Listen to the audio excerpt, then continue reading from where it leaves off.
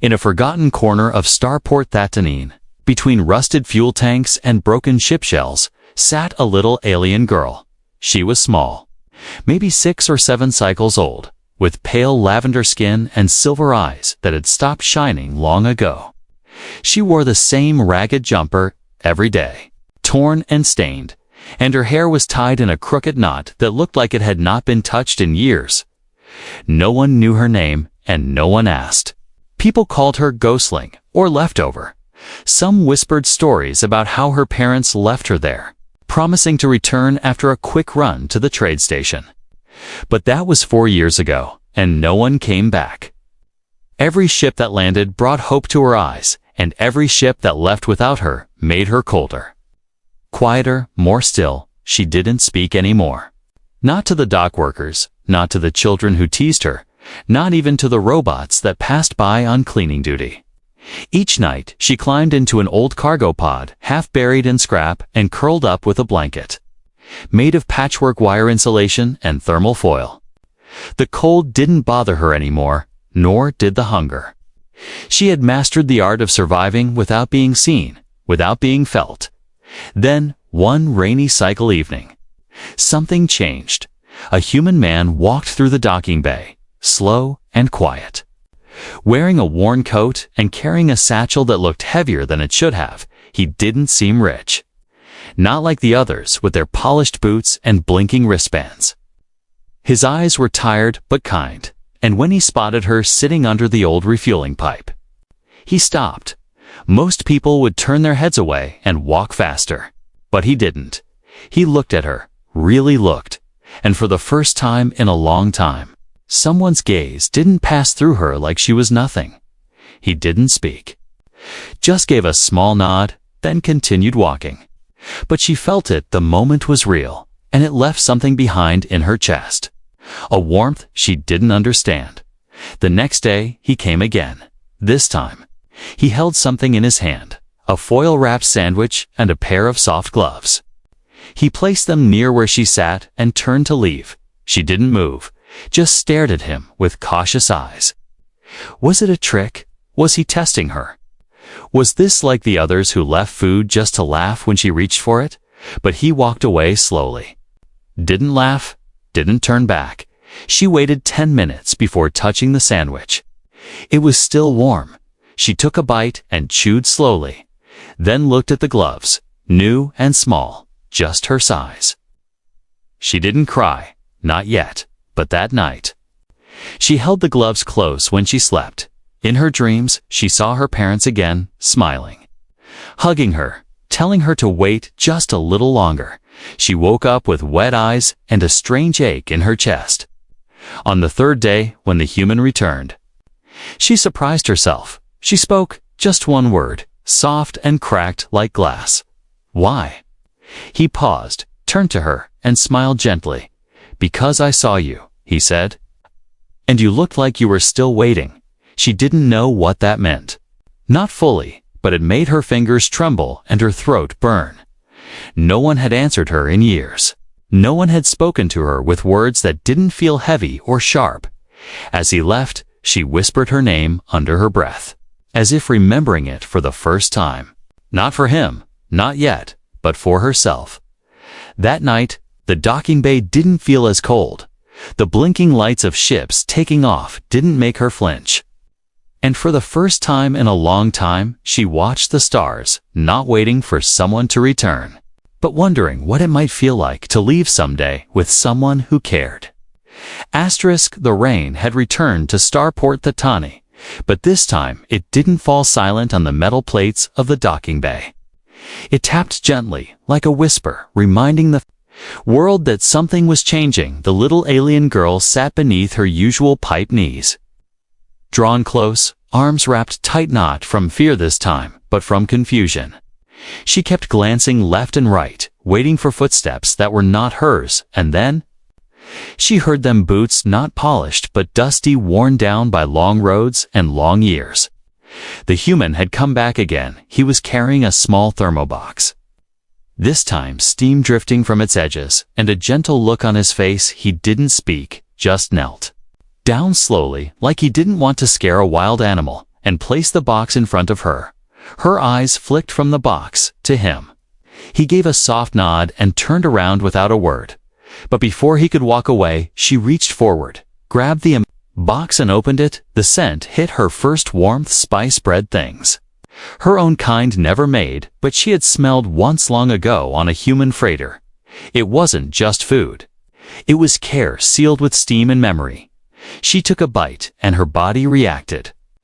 Before her mind could catch up, she was starving, and she didn't even know if the gloves from yesterday were on her hands now.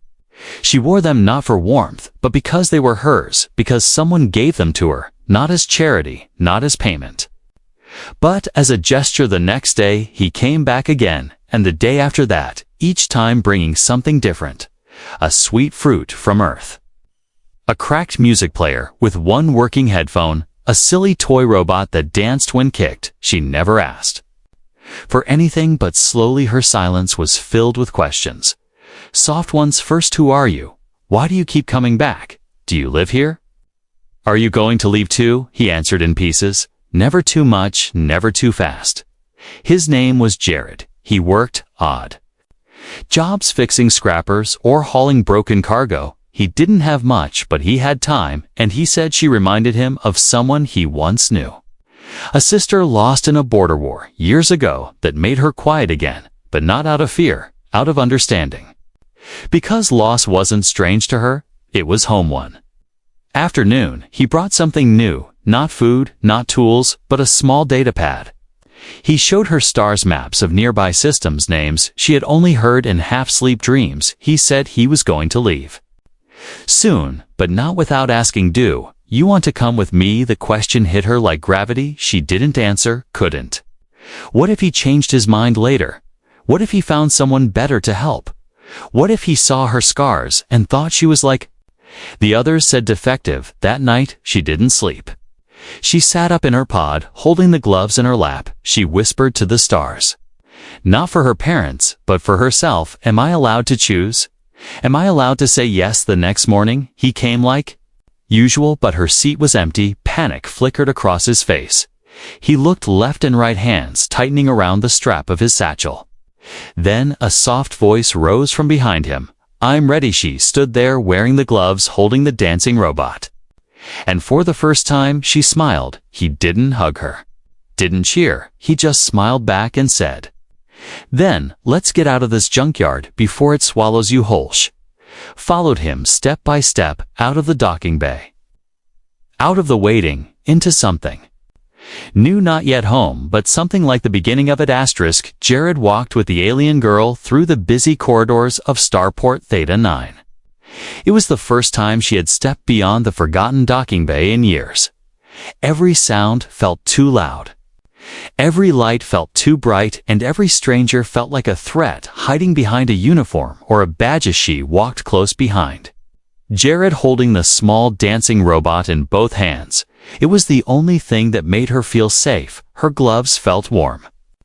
Her steps felt unsure. Her heart felt full of fear and hope mixed together. But safety never lasted long in places where people watched the weak like prey. At the security gate, two guards stepped forward. Both were tall, both wore bright armor, both stared at the girl with sharp eyes that made her freeze. Hold up, one guard said. Where are you taking that? Juan. Jared kept his voice steady. She is with me. I am leaving the station, and she is coming along. The guards looked at each other. Then they laughed. A short, cold laugh that made the girl shrink behind Jared's arm.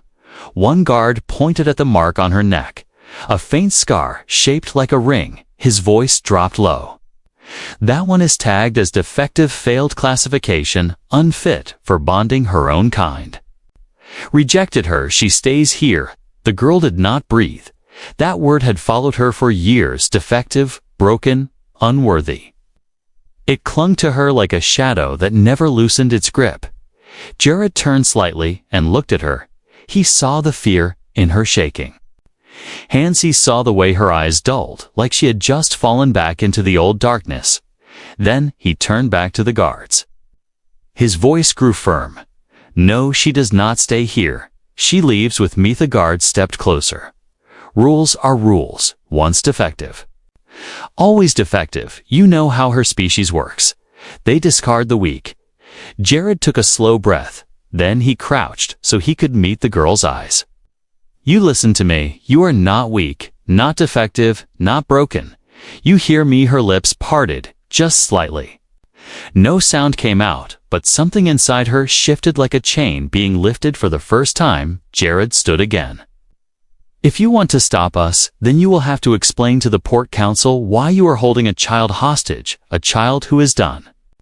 Nothing wrong, a child who is trying to leave a place that forgot her. The guards hesitated. No one ever challenged them. No one ever defended a defective before. Either guard could answer. A supervisor approached. She looked tired, like someone forced to clean up other people's mistakes. She scanned the girl, scanned Jared, then waved her hand. Let them go. We have no resources to hold another stray. If he wants responsibility, he can take it. The guard stepped back reluctantly. Jared nodded once and guided the girl forward, but as they walked past the supervisor, the woman whispered quietly to him, "She will be troubled." "They always are," Jared answered gently. "Then she will not face it alone." Those words stayed with the girl as they moved through the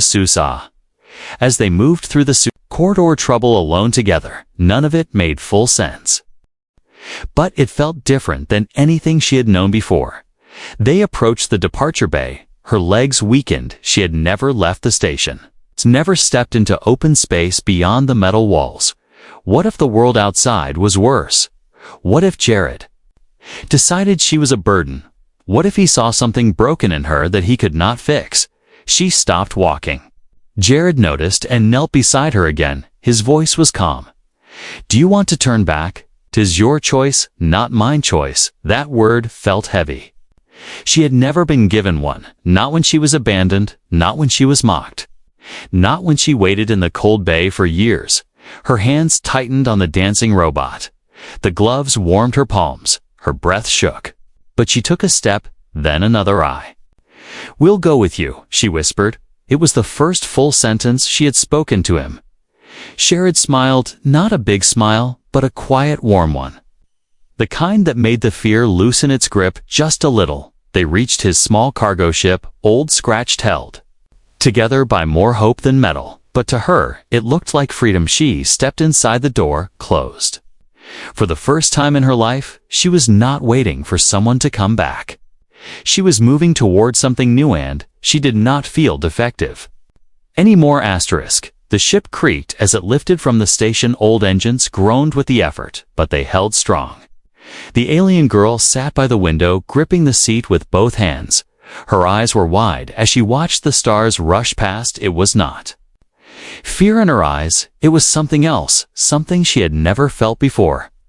Possibility. Jared piloted the ship with one hand and sipped lukewarm tea with the other. He glanced back at her every few minutes, but said nothing. He knew she needed time. He remembered what silence sounded like when it was hiding pain. The ship was not big. Just two small cabins, a rusty kitchen, and tools scattered everywhere, but to her, it felt like a palace. No cold docking bay, no eyes judging her, no whispers of being defective. Her first night on the ship, she didn't sleep. She sat in the corner of her cabin, holding the dancing robot close to her chest.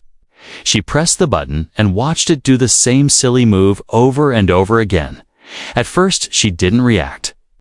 Then her lips curved just a little. The next morning, Jared handed her a warm flatbread with melted synth cheese. She looked at it, then at him. "Why do you keep feeding me?" she asked. "Because you are still growing," he replied, "and you are going to need your strength to learn how to fly this thing." She blinked. "Fly?" He laughed. "Yes, kid. This bucket of bolts is going to need a second pilot soon." She didn't believe him, but she didn't say nodes passed, and she began to ask more questions. What is this button? Why does the ship shake sometimes? Where do meteors come from? Can stars die? Jort answered everything. Even when he didn't know the answer, he made sure to look it up. He wanted her to know curiosity was a strength, not a flaw. One evening, she sat at the console while Jared made repairs. He tossed her a wrench and said, "Can you hand me that bolt tightener?" She handed it, without hesitation. Then asked, "What does it do?" Jared grinned. "You just helped keep us from falling apart in deep space." "Congratulations, engineer." Her face lit up. Not in a big way, just a flicker, but it stayed longer this time later. That night he showed her old Earth recordings, funny videos, cartoons, silly songs with animated vegetables. At first she just watched expression blank. Then something strange happened. One video played a song so ridiculous, so weird, that she made a sound. It started low like a hiccup, then grew louder. It spilled out of her before she could stop. She laughed. It was short and sharp and awkward. She covered her mouth in shock, like she had broken a rule. Jared paused the video and turned to her. "Hey, that was the best sound this ship has ever heard. Don't hide." She looked away, blushing. "I forgot what it felt like," she whispered. He didn't push. He just nodded and restarted the video. That night, she laughed again. Not because the videos were that funny, but because someone let her. The next day, she asked if she could help cook. She burned the first pancake, the second stuck to the ceiling. The third was half raw. Jared still ate them all, then made a joke about his taste buds. Filing a protest, she burst out laughing again. This time louder. Her voice was shaky, but alive. After lunch, she wandered the ship, humming the silly tune from the cartoon. She even painted a small flower on the wall beside her cabin. It was uneven and messy, but it was the first thing she had ever created for herself. Jared saw it later and didn't say a word, but he smiled longer than usual. That day she was changing. Not all at once, not in big ways, but in tiny pieces. Laughter was just the beginning, and somewhere in the back of her mind, the word defective began to fade like an old scar in the sunlight. The stars outside were calm that morning. The ship floated near a quiet trade station, orbiting a gas giant with swirling red storms. Jared was checking the engine room, humming something off-key. The girl was sitting near the window, tracing the clouds on the planet with her finger. It felt like a normal day. It felt like peace. Then the sensors beeped. At first, it was soft, just a signal ping, nothing strange. But then a second ping came. Then a third, and the ship AI spoke in its gentle, robotic voice. "Unidentified vessel, approaching species class matches. Subject origin." The girl froze. Her hand dropped from the window. Her breath stopped. She knew that signature. She had felt it once before, when she was very small, before the abandonment, before the mark on her neck. Jared stepped into the cockpit and saw the readings. His eyes narrowed. "You recognize it, don't you?" he asked. Gently she nodded slowly. "There, from my world," she said, in a low voice. Ship that approached was sleek silver and flawless. It moved like a blade through space, elegant and sharp. A warrior ship, no rust, no dents, no kindness. No kindness when it docked at the station. 3 aliens stepped out, same lavender skin, same silver eyes, but no warmth in them. They wore armor with gold patterns, symbols of command. They did not look around. They walked straight into the trade hall, asking for records. Jared kept the girl hidden inside the ship. He could see her hands trembling. Not with fear, but something deeper, something older, like a scar. "Remembering pain?" she asked softly. "Do you think they are looking for me?" Jared didn't answer right away. He just powered down the external lights and locked the doors. But it was already too late. Knock came at the hatch. 3 slow taps, then a voice, calm, cold. "This is a retrieval team from Valari Prime. We are here for subject designation. Lyra, please comply." The girl gasped. Lyra, her true name. The one no one had spoken in years. Jared stood between her and the door. "What do you want with her?" he asked, through the cum. "She was left behind during a cleansing rotation. She is marked as unfit for bonding, still government property. Return her now." "She is not property. She is a person, and she is not going anywhere unless she chooses to." There was silence on the other end. Then the voice returned. "If you resist, it will be considered theft of biological material belonging to the Valari state." Jared shut off the cum and turned to Lyra. His voice was steady. "Do you want to go with them?" She shook her head slowly, her eyes wide. They're not here for me, not really. They're here to erase the mistake. Jared nodded, then we don't open the door. Minutes later, the ship shook external pressure. They were trying to override the hatch. Locks. Jared moved fast. He rerouted power, locked down the control system, sealed the emergency bulkheads, all while Lyra sat in the co-pilot seat watching him work. Her heart was beating faster than ever. But this time, it wasn't only fear, it was something sharper: anger. They left her. They marked her, they never came back, and now? They wanted to collect her like trash. She stood up, walked to the comm panel, and activated it. This is Lyra. I am not defective. I am not property. I am not going with you. There was silence again. Then the voice returned. Emotion is not reason, child. You are weak. You were always weak. Jared stepped in. Then you are wrong. She survived more than most ever could, and she is stronger than you will ever be. Ship undocked. Seconds later, the Valari did not follow. Maybe they didn't care enough to chase. Maybe they had heard something in her voice, something final as the stars swallowed them once more. Lyra sat down slowly. Jared placed a hand on her shoulder. You all right? She nodded. I think I finally stopped waiting. Asterisk. The ship drifted through quiet space, no alarms, no warnings, just the soft hum of engines and the feeling of peace after a storm. Lyra sat at the console, staring at her reflection in the dark screen. She touched the mark on her neck, the scar that once defined her, but now it just felt like skin. Jared stood behind her holding a datapad. He had not said much since they escaped the Valari vessel, but he was working on something carefully, quietly. Like building a fire in a cold cave, he finally spoke. We need to update your identity. Lyra blinked. Why? It still works. It opens doors and food units. Jared shook his head. It says you are defective. It says you are unbonded. It says you belong to no one. She looked down. Isn't that true? No, he said. None of it is true anymore. You belong to yourself, and if you want, you belong with Mesh. Looked at him, unsure. Do I get to choose always? He turned the datapad toward her. It showed her profile, old records from Valari archives. Name, species, class, status unclaimed, defective, marked for disposal. Lyra felt a chill crawl up her spine. She had never seen it written so clearly before. So official, so cruel. Jared tapped the edit icon. He started typing slowly. Line by line, he deleted the word defective. He erased the mark of abandonment, and in the field for status he paused for a long moment, then typed adopted. Lyra stared at the word. It felt heavy. But not in a bad way, like a blanket laid gently over her shoulders. He scrolled to the reason field, where they had written failed neural sync with parental unit. Jared deleted that too, and typed his own words because no one saw her for what she truly was, but I did. He submitted the form. The system blinked, then replied, request under review by Galactic Record Office, await confirmation within 72 hours. Lyra whispered, will they accept it? Jared sat down beside her. They can question me.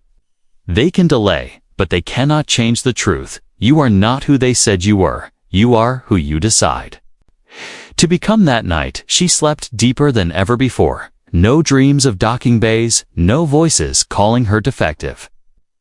Just stars outside the window, and the quiet sound of breathing from the cabin next to hers. 2 days later, a message pinged through the ship. Galactic Record Office, status updated, identity chip linked to new guardian designation, adopted by human species. Guardian name, Jared Thornshee. Read it again and again. The words did not change, but her heart did. She walked to Jared. He was sitting with a half-built radio in his lap. She handed him the datapad. They approved. Eth nodded slowly.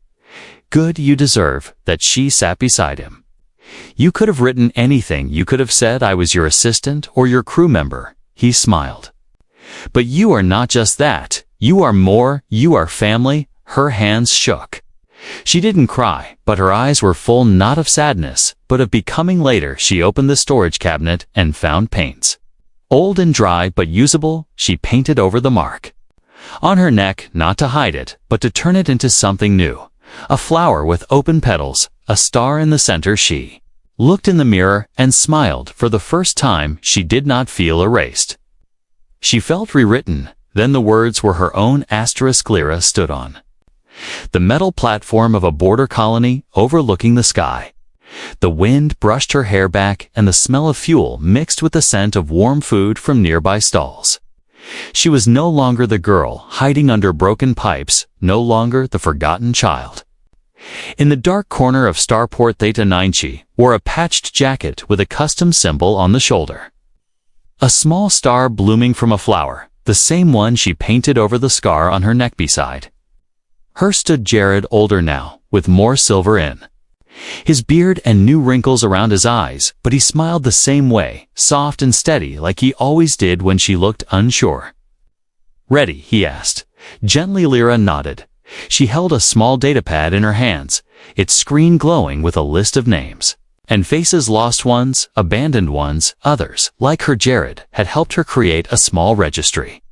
A network for orphans and cast-offs across scattered systems. They called it the Anchor Project. A place where no one would ever be labeled defective. Again they had come far from a ship held together by hope to building shelters on dusty moons. To finding kids who still believed no one was coming for them. Lyra knew how they felt, and that was why she always came in person. That morning they landed on a mining colony on the edge of Valari space. A report said a small alien boy was living alone in the storage tunnels. Parents never returned. Locals too afraid to get involved. Too many rules, too many labels. Lyra walked into the tunnels with a small light. She found him curled beside an old heater, clutching a cracked toy. He looked at her with wide, scared eyes and said nothing. She knelt slowly and held out a small robot.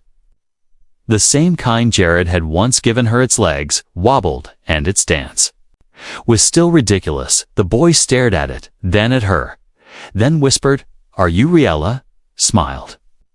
"Yes, and I came because you matter."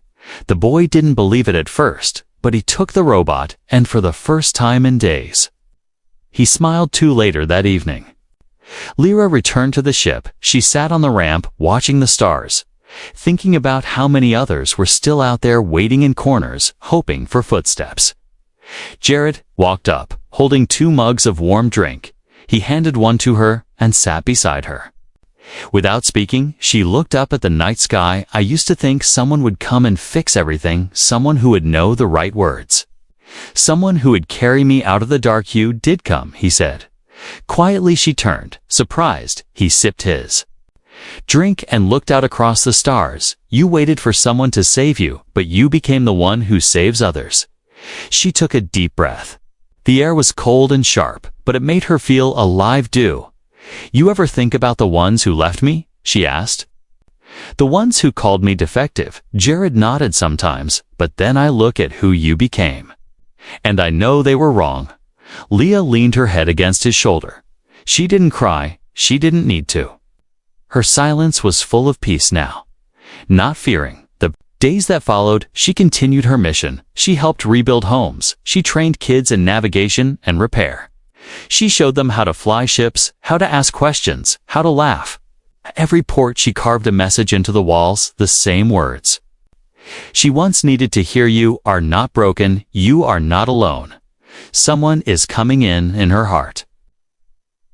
She knew she would never wait again, because she was no longer the girl left behind. She was the one rewriting stories, one child at a time.